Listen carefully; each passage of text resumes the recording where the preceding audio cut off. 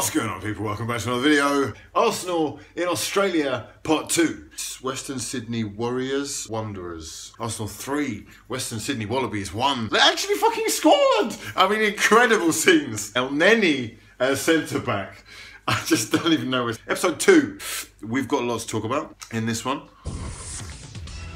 including Mohamed El Neni sentenced to 3 years on the bench for shooting from outside the box. Twice. Theo Walcott, 48 clear-cut chances, no goals, no words. And Arsenal accidentally launched the away kit live on the live stream. Do they mean to do that? Is it guerrilla marketing? And it actually looks shocking. It just looks shocking. Forget the fact that we've had 28 kits in 4 years. Forget the fact that they're selling for over a ton a pop with a name and number. And forget the fact that we were this close to having the perfect black and gold kit with this beauty, only to ruin it by putting a bloody Tesco bag all over the front. And now we've gone and trumped it all. Not only can we not get Alexis to sign, not only are we conceding goals to talking fucking kangaroos, but we are actually paying someone incredible. We are paying someone to get what is clearly an 8-year-old to choose the colour scheme and slapping it on one of the most generic looking training kits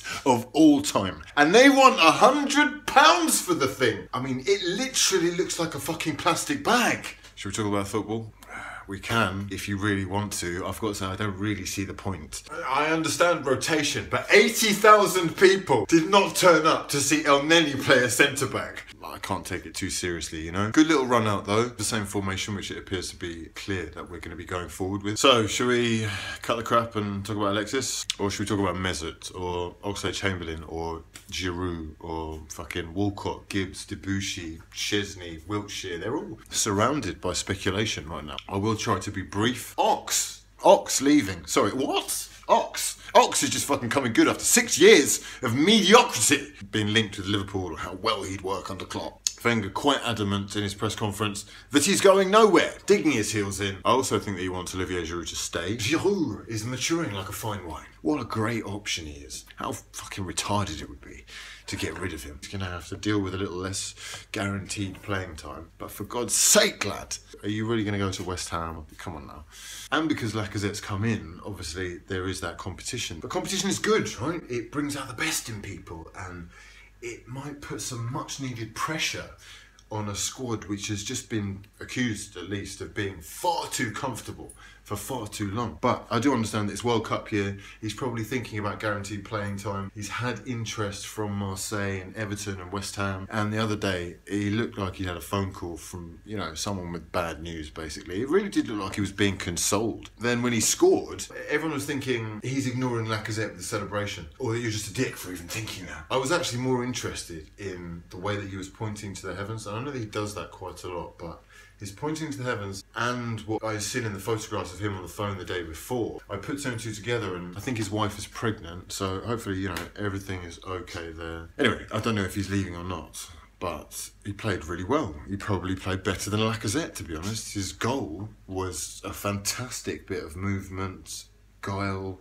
He lost his man with a dip of the shoulder. The finish was first time, as he loves to do, and it was quality. Ramsey's goal was lovely as well, as was the ball from Nacho Monreal, who played very well. But let's stop waffling around the fucking beating around the bush and treading on eggshells. Let's deal with some facts, okay? Let's deal with some facts about Alexis Sanchez. Some cold, hard truths about the boy wonder, the electoral one. He's playing Arsenal Football Club, mate. He's actually playing the club. But so is Mesut Ozil. The only difference being, you know, Mesut is actually playing a smarter game in regards to PR. Obviously, they've both got a year left.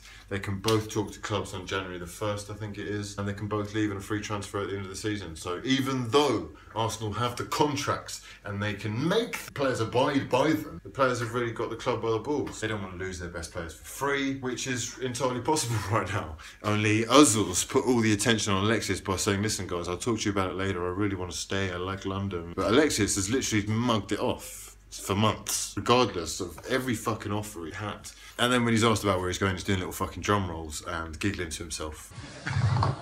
So there's the links with, you know, Pep and his little side man. I can't remember his name, the guy who signed him initially from Udinese. And when these links start popping up and the questions start coming in, he's not saying yes, but he's not denying anything either. He's actually toying with us, to be honest. I just wish it was over already. I hate the idea of losing Alexis, and I try to, you know, rationalise it and think from an unbiased perspective. But I tell you what I think. There's all this stuff about, you know, will he go to Manchester City, or is he going to leave? Is he going to stay? Is he going to see his contract? Blah, blah, blah.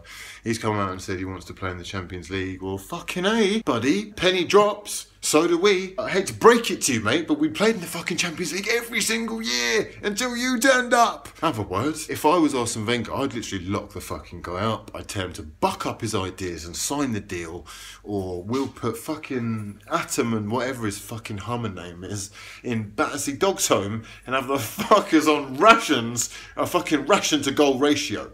Yeah, 1 goal equals 1 meal. Yeah, 1 assist equals 1 treat. And if you don't score or assist, the dogs don't eat. Simples. You're playing out your fucking last year, like it or not, buddy. If we get into the Champions League, you can stay if you want. And if we don't, you can leave for free after that. That's your fucking prerogative.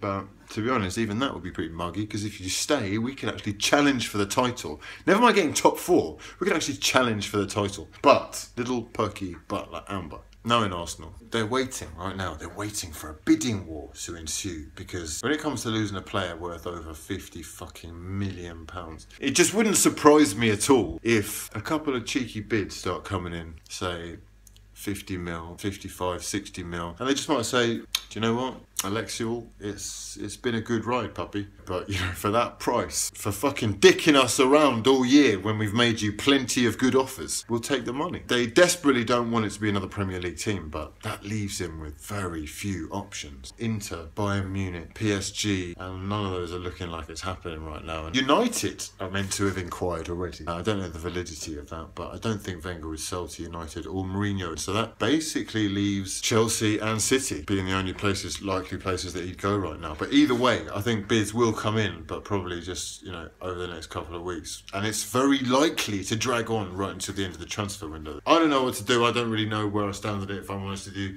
It's just a fucking pain in the arse, and I could really do without the stress. What do you think the club should do? Sell Giroud or keep him? Sell Alexis or keep him? Sell fucking Walcott or keep him?